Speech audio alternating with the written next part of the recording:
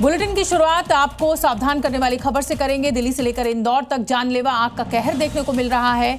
दिल्ली और इंदौर में आग से झुलसकर 17 लोगों की मौत हो गई है। वहीं चंडीगढ़ में मोबाइल फोन के मार्केट को ही इसने अपनी चपेट में ले लिया। इन तस्वीरों में हर किसी के लिए एक संदेश है, आग से सावधान रहें। टेक्नोलॉजी आपकी मदद के लिए है, इसे लेकर कोई भी जोखिम ना उठाएं, नतीजा भयावह हो सकता है। इंदौर के एक रिहायशी इलाके में आज लोगों की आंख चीख पुकार सुनकर खुली। हालात इतने बुरे थे कि एक मकान में लगी आग को बुझाने के लिए 3 फायर टेंडर को मशक्कत करनी पड़ी।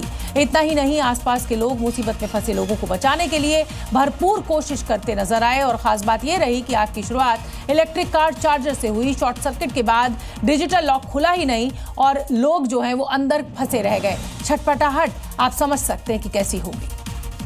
इलाके में बने इस 3 मंजिला मकान से आग की लपटें इतनी तेज थी कि इस पर फौरन काबू पाना तो दूर, करीब जाना तक मुमकिन नहीं था। पड़ोसियों के मुताबिक आग आज सुबह करीब 3:15 बजे भड़की और 3:30 बजे तक फायर स्टेशन को खबर दे दी गई, लेकिन मौके पर बचाव दल करीब 1 घंटे बाद पहुंचा।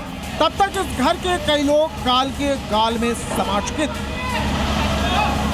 मेरी वाइफ जैसे उठी, गेट बाहर खुला था मेरा, तो जल्दी हमको आवाज़ आ गई और मैं जैसे उठा, सबसे पहले हमने सब मल्टी के सभी बच्चों को जो भी थे सबको बाहर निकाला और एमसीबी डाउन की। तुरंत नीचे आए। नीचे आने के बाद में आग की लपटें थोड़ी सी ज़्यादा उठ रही थी। 8-10 लोग घर के अंदर थे इधर, उनका बाकी लोगों को पता नहीं था, लेकिन 4 लोगों को हम लोगों ने यहाँ से रेस्क्यू किया था। 3-3:15 बजे के लगभग में लग चुकी थी आग। सूचना भी तभी कर दी गई। बाकी ना इलेक्ट्रिक बंद हुई, ना दमकल की गाड़ियां टाइम के ऊपर आ पाई। शुरुआती जांच के मुताबिक इंदौर के इस मकान में आग लगने की वजह एक इलेक्ट्रिक कार की चार्जिंग के दौरान शॉर्ट सर्किट। पहले शॉर्ट सर्किट हुआ और आग भड़क गई। पास में ही एलपीजी के सिलेंडर रखे थे, जिसमें धमाके होते चले गए। इतने में बिजली सप्लाई बंद हो गई और घर में लगे डिजिटल लॉक खुल नहीं पाए। अंदर सो रहे लोगों को बाहर निकलने का मौका तक नहीं मिला। आसपास के लोगों ने मकान में लगी जालियों को तोड़कर सीढ़ी लगाई और कुछ लोगों को बाहर निकाला। ये वो जगह मैं आपको दिखाने की कोशिश करूंगा जहां से जो क्षेत्र के लोग हैं उनके द्वारा परिजनों को रेस्क्यू किया गया, उन्हें निकालने की कोशिश की गई। ये जो जाली है वो हटाई गई। दरअसल ये जो मकान है इस तरह से बना हुआ है कि यहाँ जो पूरी तरह से ये मकान जो है आसपास से पैक था। ऐसे में परिजनों को निकलने में काफ़ी समस्या आई और यहीं से जो है उन लोगों को निकाला गया। आग इतनी भयंकर थी कि इस पर काबू पाने के लिए दमकल की कम से कम 6 फायर टेंडर्स घटनास्थल पर पहुंच। आग लगने के 3 घंटे बाद तक अफरा तफरी मची रही। रेस्क्यू की तस्वीरें इतनी डरावनी कि हम आपको दिखा नहीं सकते। दुर्भाग्य देखिए,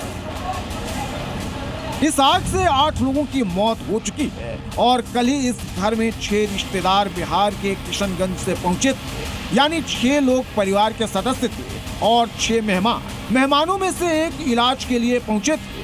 हादसे में रबर कारोबारी मनोज पुगलिया, उनकी गर्भवती बहू सिमरन सहित 8 लोगों की मौत हो गई, जबकि 4 लोग घायल हैं। पुलिस और फॉरेंसिक टीम ने पूरे मकान को सील कर दिया है। मकान के चारों ओर scene of crime, do not enter लिखी टेप लगाई गई है। जांच जारी। कुछ कैजुअलिटीज हुई हैं अभी और अभी हम लोग और भी देख रहे हैं कि घर में और कोई ना हो। और अभी आग के कारण का भी बात हो रही है, क्योंकि व्हीकल चार्जिंग का एक पॉइंट जरूर आया था और इलेक्ट्रॉनिक लॉक वगैरह होने की वजह से टीम को भी काफ़ी मशक्कत करनी पड़ी अंदर घुसने में। तो अभी फिलहाल हमारा रेस्क्यू चल रहा है। अभी घर में काम करने वाली मेड ने जी मीडिया से कहा कि कुछ दिनों पहले परिवार में शादी हुई। कल शाम को वो अपना काम पूरा करने के बाद वापस गई तो सब बढ़िया था। यहाँ दोपहर में 2:30 बजे के करीबन आई थी। यहाँ 2:30 बजे आई और 2:30 से 3, 3:30 के करीबन में निकाले गई थी। तो यहाँ उनकी बड़ी बहू थी, भैया थे, भाभी थी और जो भाई आए थे जो बाहर से कैंसर के ऑपरेशन के लिए, वो 2 लोग थे और वो भाई की बेटी और 3 बच्चे थे यहाँ पर। इतने सारे लोगों की मौत की खबर से पूरा पड़ोस तक हैरान है। जो लोग कल रात तक हंस बोल रहे थे, यकीन करना मुश्किल हो रहा है। घटना की असली वजह जांच के बाद ही साफ हो पाएगी, लेकिन एक बात स्पष्ट है कि इसमें कहीं न कहीं मानवीय गलती हुई है। आखिर इतनी आसानी से शॉर्ट सर्किट कैसे हो गया? गैस सिलेंडर लापरवाही से क्यों रखे गए? कई सवालों का जवाब मिलना बाकी है। ब्यूरो रिपोर्ट, जी मीडिया।